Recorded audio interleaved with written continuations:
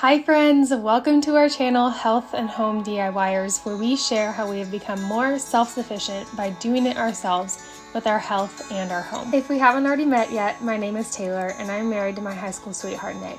I'm a women's health coach and personal trainer who is extremely passionate about helping women find freedom with their health. My husband is an outdoorsman and a jokester who keeps me young and full of laughter every day. We have 2 golden retrievers, 2 kitties, and a dream to build a homestead.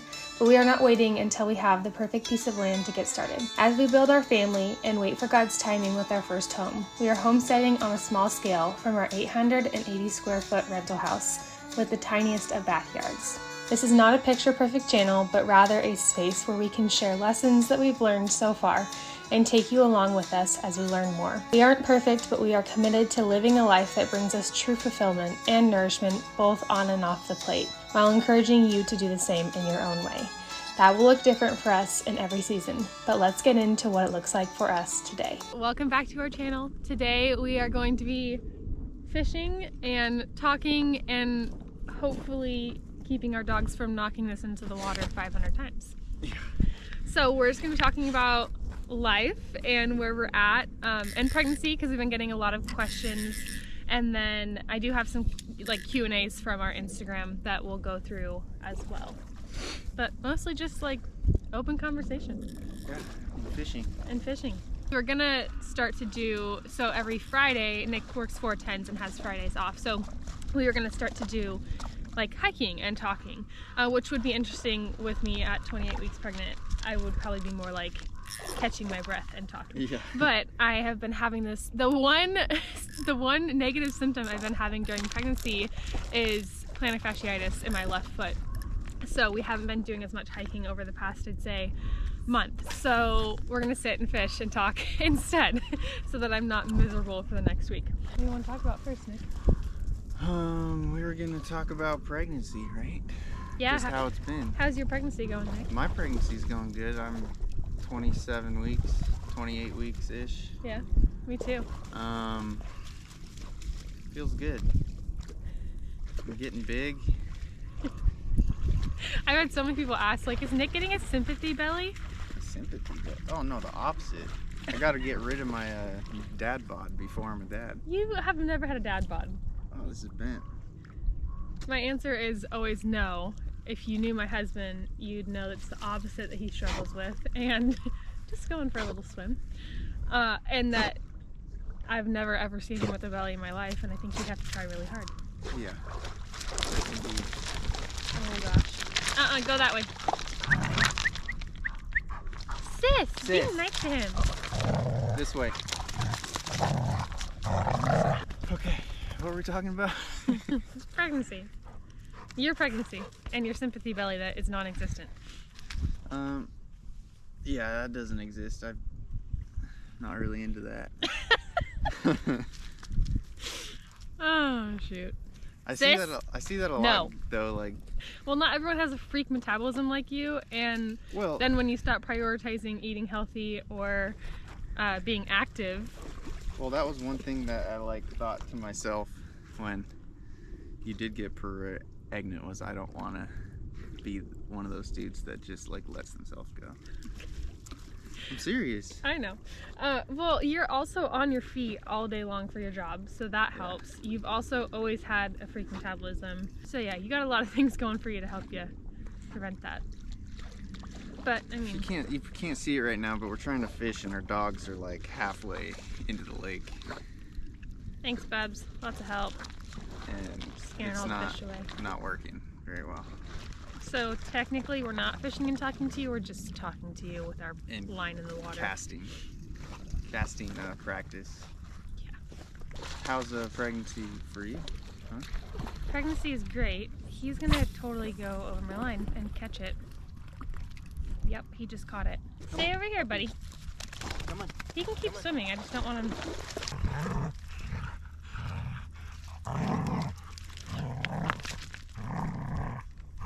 But yeah, pregnancy is going great. We're heading into week 28, so 3rd trimester, and I quite honestly don't know how that happened so fast. But yeah, I mean, I've felt great. Other than the plantar fasciitis in my foot, felt great this whole pregnancy. I think he just finally flipped. He was like butt down with his arms and legs both above his head during our anatomy scan at 24 weeks.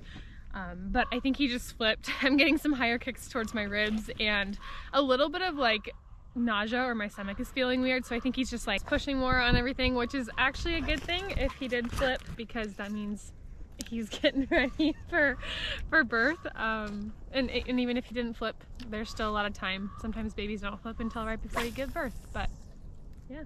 True that. You know that? Yeah. You know all about birth? I'm a genius. Nick, what have you been doing to prepare for birth? How are you feeling about birth? I feel good. I've been reading that book slowly but surely, the orgasmic birth book. Go. Yeah, But- that's like one of the best books that I've ever read, or resources Yeah. with birth, which when I first heard the name I was like, this sounds really strange, but one of my best friends, closest friends, Christian mama, birthed at home, she recommended it to me. She's like, you have to read this. So I did, and it was amazing. And I've shared this a lot on my Instagram with like my story around birth, but for the longest time I had convinced myself that we weren't going to have kids because I had so much distrust with my body, not only my body's ability to carry a healthy baby and have a healthy pregnancy because of the health complications that I was facing, but secondly, like paralyzing fear around birth. I don't do well in medical settings where I feel out of control and or like that things are an emergency, and that's how this world depicts birth, as a medical emergency.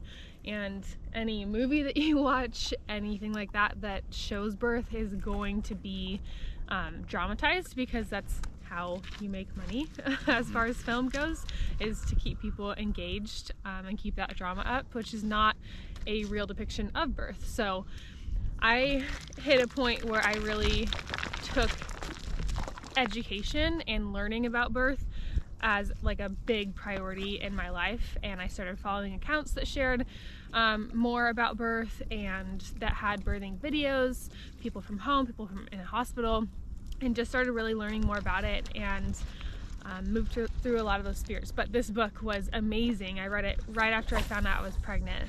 I started reading it, so It just really opens your eyes to the medical field and how crazy it is, and just opens your eyes how there's not just one way to do things, and a lot of us are told that there's only one way yeah. to do things.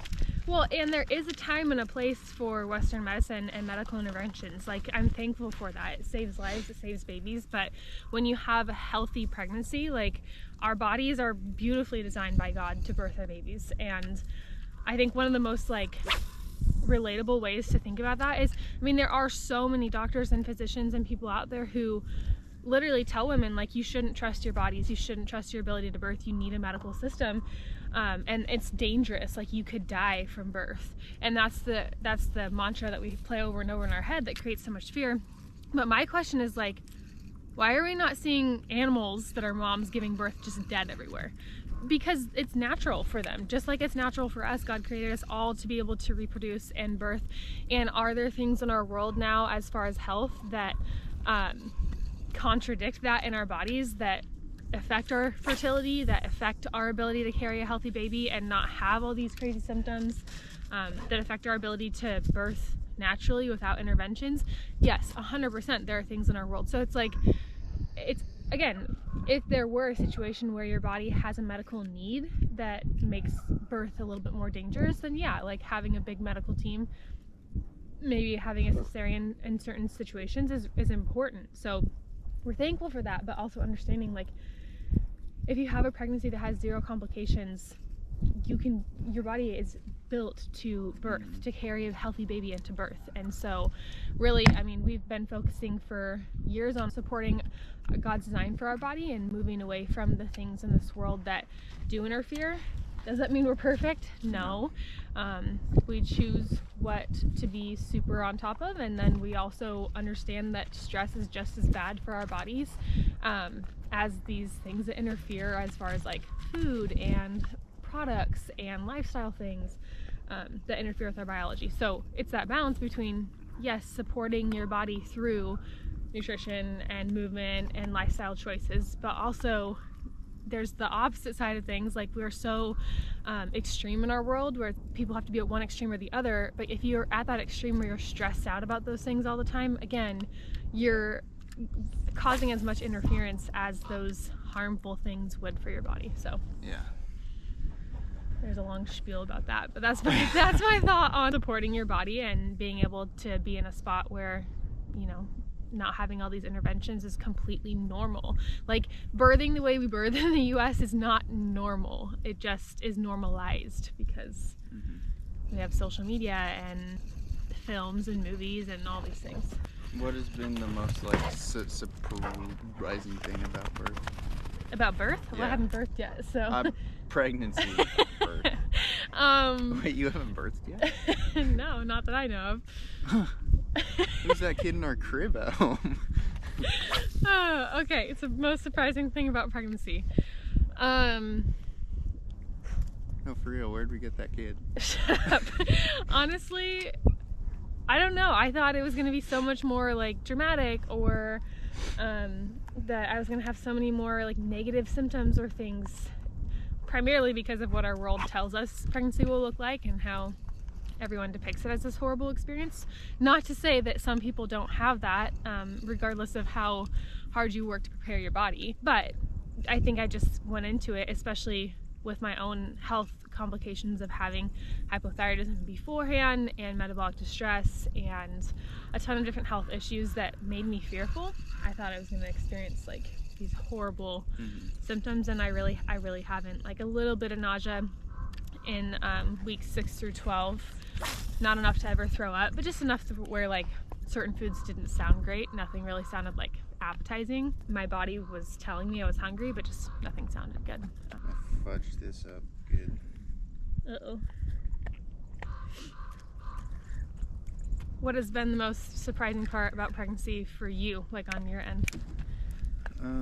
Like things you expected that were completely different? Well, probably just that, like, people say how hard it'll be on me, but so far it's been like fun. It's been cool to learn all the stuff that and feel him kick and all that kind of stuff, but it like hasn't been hard. You haven't had like terrible mood swings or anything like. Well, not perfect. Haven't gotten sick. Well, just like the normal mood swings. Yeah. Nothing like normal fluctuations. Nothing like of mood. extreme. Oh, I'm fudged. Buster, leave it. Buster wants to help. Taylor's the pro here. I'm obviously not. I've done nothing. I'm just holding a pole. Yeah, but you didn't do this. I'm not doing anything. It's because this line sucks. This line came with the pole, and it's freaking doo-doo. Okay. I'm stuck on a rock. Please don't poke one of us. Get in there. You were literally pointing it directly at me, flying towards my face. Okay, so I guess the most surprising part of pregnancy for both of us is that it wasn't as like dramatic or extreme as we thought it was going to be. I'm losing this one. I've honestly enjoyed it so much, and I think a lot of it is that perspective. Like, you're always going to see what you're looking for, so if you go into pregnancy just expecting it to be horrible and that you're going to hate the way your body's changing and all of these things, like, of course that's how you're going to feel. Which, again, not to say that certain women don't have pregnancies that really are causing a lot of like symptoms and misery. I get that, but if I went into pregnancy thinking like, oh, I'm so scared that my body's going to be changing and I'm going to experience all these symptoms and X, Y, and Z, I'm going to be looking for that. And I've just chosen to see beauty and miracle everywhere I look as far as pregnancy goes. So it's been awesome. We're going to switch to the orange cattail 3000. Sorry, I forgot to tell you this lake actually doesn't have fish. Just came here for fresh air, good views, and good conversations. Questions that we've gotten as far as pregnancy and everything is like, what are we doing for care? Because we've shared we are doing a home birth. So we have midwives, and that's the only care that we've had during pregnancy, and we've kept, I mean, obviously we're being smart as far as like making sure that we're healthy and everything, but we've kept tests at a minimum, only doing the necessary things. We'd had an ultrasound in the beginning because we weren't sure when specifically I'd gotten pregnant based off of my last cycle being a little bit irregular. So we had that ultrasound and then our anatomy scan, but other than that, we haven't had any ultrasounds. And as far as like testing wise, we've done our blood work every trimester, mostly to check on like my thyroid, because I do have a history of hypothyroidism. Was able to heal from that without your typical medication, just some natural supplements and lifestyle and exercise and nutrition adjustments that I had been working on for a long time, and just balancing back out blood work and tests and everything with that. But obviously getting into pregnancy, when I got pregnant, I knew that my thyroid would be working on overload, and so my midwives have been testing that every trimester and everything's looked good so far. Yeah, he's right in line with everything, growing like crazy. He's got long legs, Apparently. He's got my nose, he's got my voice. We don't have that, but He's got my cry. You don't cry. He's my kid. The lady who did our ultrasound was like, yeah, he's got some long legs, and I'm like, well, we know who he gets that from, because it's not me. And then she said that he's growing a little bit, like he's a little bit beyond what his estimated due date is, which is good. It means he's growing and he's a healthy baby. He's gonna be a 10-pounder. Absolute unit. Well, maybe. Our midwives have a board in their office, and there are some 10-pound babies up there on that board, and some twins and all the things, so that gives me confidence. There's a chance there's twins in there. No, I was joking with Nick about that before our anatomy scan, because we hadn't had an ultrasound since 8 weeks, and you can miss that. Like our lady who did our ultrasound was like, yeah, I've definitely had to be the one to tell parents, like, oh, actually there's 2 of them in there and you didn't expect that, or it's a girl and you thought it was a boy. So I've known that baby Jay was a boy since we did our blood work around week 10 or 11. But I was joking with him, I'm like, you never know, Nick, it could be a girl, could be 2 of them. I guess we'll find out. I knew it was gonna be a boy the whole time. No, you were just hoping it was going to be a boy. No, I knew it. Oh, okay. I guessed boy, so I hoped boy, yes, but I guessed boy too. Because you hoped. No, I ain't sure. Everyone guessed girl. Like, I think it was 80% of the people were guessing girls. Because they knew I wanted a boy, and they're like, oh, I hate Nick. No, that's not why. I hope Nick is just, I don't know, I hate Nick. That's what was happening. Yeah. I think people just honestly thought that our baby was a girl. Okay, we're gonna pull up some questions that I got on Instagram, and then I just also wanted to highlight that if you haven't heard my story with my journey of infertility, getting pregnant, trying to conceive, hypothyroidism, all the things that I was kind of mentioning, I was on a podcast and shared a lot about that, so I will share the link below for that, but we are going to answer some questions here. The first one, how do you stay motivated with workouts during pregnancy? Well, number one, I've already built like such a strong foundation with that. It's just part of my life and my lifestyle. It's something that I love. Do I feel motivated to do it every single day? No, but when you have built a foundation where you're not just working out to solely see a physical result, but you're working out to create a healthier, happier life, then you have reasons to work out no matter what season you're in, reasons to move your body. And that has looked different for me my whole pregnancy. Obviously, when I was feeling a little bit nauseous weeks 6 through 12, I wasn't pounding cardio and like lifting to my max exertion, but I was still moving my body, and I found that it made me feel better and less nauseous. Go figure. And then just continuing to do things that, you know, make me feel stronger, make me feel good, prepare my body for birth. My primary focuses with my workouts are continuing to strength train to keep my body strong and mobile. I do a lot of functional training and mobility work outside of that, pregnancy specific stuff, and then just like mobility in general, so that I feel good. As you get bigger, everything's changing in your body, so continuing to stay active, do functional movement during pregnancy helps with that, where you don't feel so immobile in your second, third trimester when you're getting bigger, because you're moving every day and it's helping your neuromuscular connections so that you're not feeling so out of tune as your center of gravity is shifting. You're getting bigger, you're carrying weights in different spots of your body that you regularly wouldn't. So yeah, just building that strong foundation beforehand, but also like it really doesn't matter if you haven't built that before getting pregnant. Like we always have the choice to build new foundations and new habits for ourselves that are going to serve our bodies and our health better. And for myself, like once I found out that I was pregnant, it never crossed my mind where I was like, oh, this is my time to like have an excuse not to work out or to fuel my body with nutritious food. It was more of a motivation to do that, more of a reason to do that. And I know that's going to happen after we give birth too. Like taking care of ourselves will be even more important at that point, because we have, you know, more that we're going to be giving as you step into pregnancy or as you step into being parents. Like you have more being asked of you. So the more that you take care of yourself, the better you feel, the more that you can give. I wouldn't say I stay motivated, but I stay disciplined, and I know how much it impacts my life in a positive way.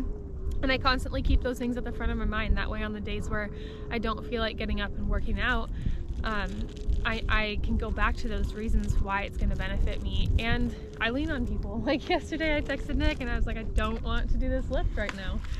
And I didn't text back, but it still helped. I think you did. I don't know if I did. Yeah, you did. You're like, well, you have to do it with a heart or something. Oh. I don't know. Anyways, my point is, like, sometimes we need accountability. So when you're feeling unmotivated, don't just keep that to yourself and not do the things that are going to benefit you. Lean on somebody who's going to hold you accountable. So those are my points there. I'll just answer that one since you're not pregnant. Yeah. So we had 2 nutrition questions. One is, what does a day of eating look like while you're pregnant for you? And then 2 is, are you tracking calories or macros while being pregnant? I'll answer the second one first. So I am not currently tracking, and I haven't in a while. And I would randomly, like probably in the first trimester, would randomly plug in a day on MyFitnessPal to see where I was at, to make sure that I was getting enough calories, especially when I wasn't feeling super hungry. Just making sure that I was getting enough. And so I did randomly do that, but that was my only purpose. With my background and my work being in like holistic health, nutrition, women's health, I have a very good foundation with knowledge on that, and I've had many seasons of tracking. I don't think that that you shouldn't track. I think that there are many beneficial reasons to track in certain seasons, and I've had those, so that allows me to understand what a balanced meal looks like, or a day of enough calories looks like, which are both 2 very important things for overall health, fertility, and pregnancy. Your needs go up a little bit during pregnancy, obviously, but mostly those needs go up for nutrients, not necessarily like a ton of extra calories. You do need more, but really what we're looking for in the increase in calories is an increase in nutrients. So that has been my biggest focus, and that kind of goes into like what a day of eating looks like for me. Prioritizing the most nutrient dense foods most of the time, and focusing on foods that give a lot of nutrients that are important for pregnancy. So I have some great Instagram posts on this, and in my pregnancy highlights I share meal ideas. But Whole Foods is a variety of protein sources with seafood, grass-fed beef, liver. I do a supplement for that as well. Eggs, raw dairy. So lots of those most nutrient-dense, bioavailable sources are my focus. And then obviously lots of good options for carbs, whether that's fruit, or we do a lot of homemade sourdough because I make that, local raw honey, a lot of potatoes, like sweet potatoes, normal potatoes. A lot of eggs, you say that? I already said that. I went through the protein options. So yeah, a lot of things like that, and just a variety. So trying to get different sources every day instead of eating the same thing every day, so that we are getting that variety and nutrients. Yeah. So again, I have some good posts on Instagram about that, and you can go see my pregnancy highlights for some meal ideas, recipes. Yeah. So what do I eat? Pretty much the same thing that Taylor eats. If I make it for you. No, that's not true. I eat slop. So I have this dish called slop. Nick, Chinese slop. And Nick has this thing where he can't call food or dishes like what they actually are. He has to make up his own name for them. I like to make up my own name for stuff. Okay, please explain what your slop invention is. Slop is a bunch of different stuff in a pan. Eggs, rice, sometimes guac. You got beef, ground beef. You can do that, or you can do any other types of protein in there. Yeah, sometimes you do shrimp or salmon or and then whatever your heart cheese. desires. You gotta have cheese. Without cheese, it's not slop. It's just something else. I do without cheese. And sometimes I put a sweet potato in it too, if we have it. And Coconut aminos. yes, that at the end. That. So basically, he does a big stir fry. It's not a stir fry. She likes to call it a stir fry, but the real name's slop. Okay. Because it's sloppy. At the end, you eat it and it's just like, ugh, it's sloppy. You're not really selling this. But it's delicious. It is. It's really good. We actually have it a lot. And I have it about 4 or 5 times a day. No, you don't.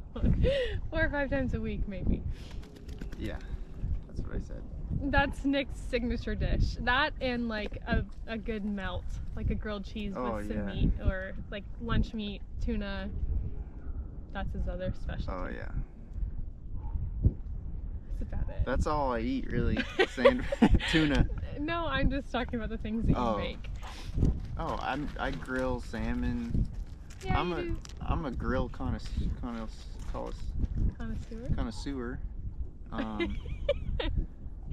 I grill anything that can be grilled. Yeah. Okay, we're done with the next day of eating, because you're not really helping. You just share. Well, I eat other protein. You eat a protein in your day? No, I eat protein powder. I don't eat it. So yeah, actually I do. I stick my hand in the powder and I just. No, you make protein oats with raw milk and whey. Yeah. Are you done? Yeah. Nick eats a lot of the same things I do, and I meal prep a lot of things that are easy for him to grab in the morning, like banana bread muffins out of sourdough discard, or protein waffles out of sourdough discard. So he has easy stuff. A lot of like Greek yogurt, easy things that we can grab. What are you doing to prepare for postpartum? That's a good question. So preparing for birth, and I'll answer 2 questions in one. How are you feeling about birth as it gets closer, and what are you doing to prepare for postpartum? Is postpartum like a French word?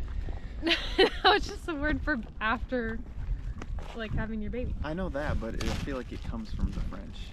Partum. I don't know. Whoa, what happened to this muffin? Don't know. That's their message. Looks like something got to this, like a wild tailor. Must have been Sissy Bean. Okay, go on with your question. The answer to my question. So we have been going through our Christian hypnobirthing course, which if you are in the process of even trying to conceive, I would recommend getting that course. It is amazing. Definitely if you're pregnant. Even if you're not, we're talking about a home birth. You don't have to do a home birth to be benefited. Christian hypnobirthing is having a faith-based approach to the way that you are learning about birth and how your physiology is designed to birth, how it works, mitigating pain, all these things. So anyways, it's amazing, and we've gone through that. I've read Orgasmic Birth as well, and in Ina May's Guide to Childbirth. So just things like that to mentally prepare for birth and have a better understanding of it. Preparing for postpartum, one of the things we're doing is going to be meal prepping so that we have a full freezer of meals that we can just pop in the oven. I'm going to be doing what's called a nesting party, so having some friends over, and they'll each will bring a meal prepped meal, and then we'll do some cleaning and organizing, finishing our nursery, which is something we're not super concerned about right now because we've been prioritizing things like a house remodel and learning about birth and pregnancy, and just preparing for postpartum. Next episode will be about the house remodel. House remodel, yep, coming next. So is this technically episode 2 or? Yes. So on episode 3. But yeah, that's how we're preparing. We'll be right back. Meal prepping, getting ready for postpartum by understanding, challenges that we could be facing or things that could be helpful, and getting those tools now. But yeah, I feel like this has just been me talking the whole time. Yeah, because you're talking about pregnancy stuff. Ask me something about it. Is there anything that you're nervous about or excited about? with the last few months of pregnancy and then like having baby Jay? Has that like set in for you? I don't think it's really set in. Like it has, but I don't know. It just, I feel like it won't until like you're Such giving a dude birth. thing. It's not gonna set in until he's in your hands. For me, third trimester hit and I'm like, oh my god, we're gonna have a baby in our house like in the next 2 to 3 months. Well, that possibly. I feel that, but it's like it doesn't really set in until you're holding your own child. And I've heard that from like everybody. Yeah. Every guy. Yeah, I think that's typical for the guy. I'm literally like carrying and feeling our child develop. So for me, it's felt really real for a while. And then, like I said, just now that he's so big and our countdown is really narrowing it. If I was pregnant, then I would be like, wow. You want to carry our next one? There's a child in me. You can do that now. Yeah, I'll get it figured out. What we can talk about is how we haven't caught shit. We actually haven't had a single bite. Well, which if we weren't filming this episode, we'd be moving to we'd move find like a spot. 50 spots, but it's okay. And this lake is tough because it's so big, and I've never really fished it before. We usually you can catch bass out of it and really perch. good lakes like at the top of our hikes. Yeah. There's no one there and they're smaller lakes, and this one's like massive, so they can be literally spread out everywhere. There's like and it's so deep. Bluegill and bass in here, but it's just not the right time of year. It's still March, so. I think you also need a boat. A boat would be nice in this massive lake. What were we talking about? I segued away from the question, which was, is there anything that you're most excited for or feel nervous for as we are getting closer? Probably most excited for just like learning everything about it and. About what? Our child? No, learning about being a dad and parenting and figuring out, because if you think about it, everybody goes into it like, yeah, you can read books, but everybody goes into it like, I don't know what I'm having no clue. Yeah. And that's the thing about parenting too. You might get it down with your first child, and your second is going to be completely different, and you're going to have a different approach. And it's built into us to know how to raise a kid, at least most of us. That's the hard part of like balancing. There are some great books, and it's important to want to learn, but at the same time, like, we can't convince ourselves that we need all of these courses and resources to like learn how to birth or be a good parent or all these things. It's actually innate. Like, we know how to do this, and we have to not lose our trust in ourselves by outsourcing so much. Yeah. And that's a huge point that I focus on with health. Is it's not bad to outsource. It's not bad to find a good practitioner that you trust and work well with, but to think that you like need all of these different resources, and when one thing goes wrong, you're instantly going to go find a new practitioner or a new diet or new whatever. It's like sometimes you just need to go back to like, what does it look like to nourish your body and tap into that innate wisdom. And I think the same goes with parenting and pregnancy and birth and all the things. We just don't trust ourselves anymore because we have a world that doesn't want us to do that, because then they can't profit off of us. Yeah, I'm excited to just be able to raise our kid how we want and how we think is best for him, and do things that we did when we grew up, and stuff that like really brings joy to you inside, like without iPads in front of their face every second and all that kind of stuff. I'm not excited for, you asked that too, right? What I'm not excited for? Sure. Just poopy diapers, I guess. That's it? Yeah. That's pretty good if you ask me. Yeah, but I'll figure it out. I scoop dog poop. That's gotta be worse. Can't be much different. Yeah. Dog poop is gross. So what I'm saying is that I'm just. You're prepared. I'm prepared. I'm built different. You're not. It's different. Nick has never changed a poopy diaper. Nick is the I'm youngest. ready to pull some poop out of those diapers. Nick is the youngest of his family and has like no experience with babies and children, and I am the oldest, and my brothers are 10 years younger. They're twins, and so and I babysat a lot, nannied for years, so I have a lot of experience. Nick has none, so maybe we should give an update after he's born on this poopy diaper situation. My hair's gonna be everywhere. I'm gonna be sweating. Okay, so that's what Nick's not looking forward to. My question was actually anything you were nervous about as we got in. That was it. Yeah. Oh, I didn't mention for like pregnancy care and everything.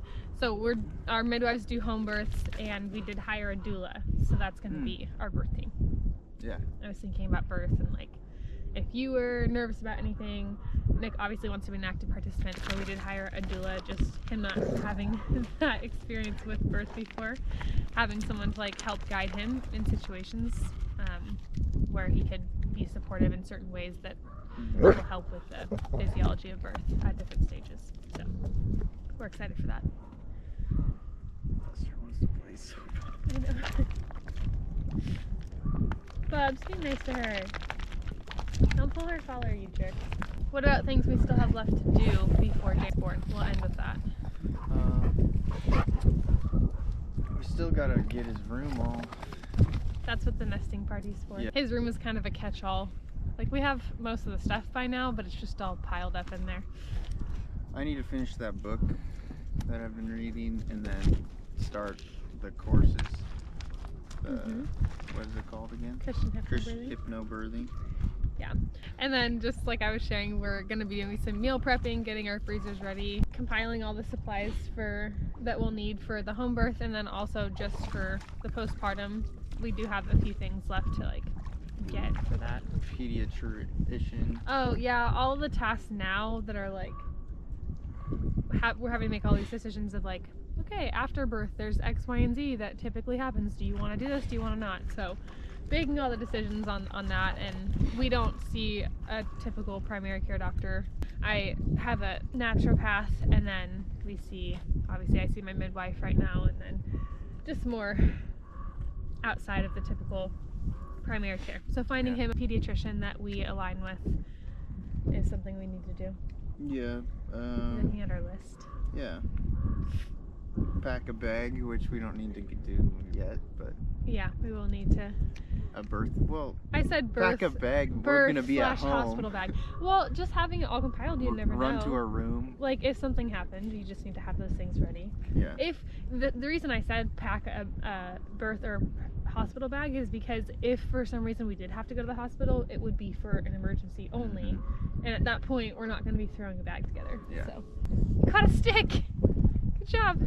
Look at that. Look at it. Best thing we've caught all day. Look at that. It's amazing. That's what I'm talking about. Nick's he's the master of anything on the grill, I'll so clean that up. gonna grill that up tonight. That'll grill up nice. Buster wants it. That was rude. Now he's gonna go jump in there. Wow, look at that cast. Get the net. If there were fish in this lake. There's fish in here. They're just hiding. They're hibernating. Alright, well that is it for Alright, today. well we didn't catch shit. If you guys have any specific questions on any topics that we talked about, or topics on pregnancy, birth, anything that we didn't bring up or talk about specifically, just let us know. We obviously have a lot of resources that we've used to help us make decisions in this process, so we'd love to share those with you if you are in that position and you need some resources. And ask us anything. Funny questions for Nick, Yeah. serious questions for Tay. Yeah. Nick won't be sharing his day of eating or his sample meal plan with you. Not yet. But yeah, our next episode will be on our house reno and how that's going, things that we've done. And maybe next time we'll fish again and be at a lake that will catch some fish for you. Or not.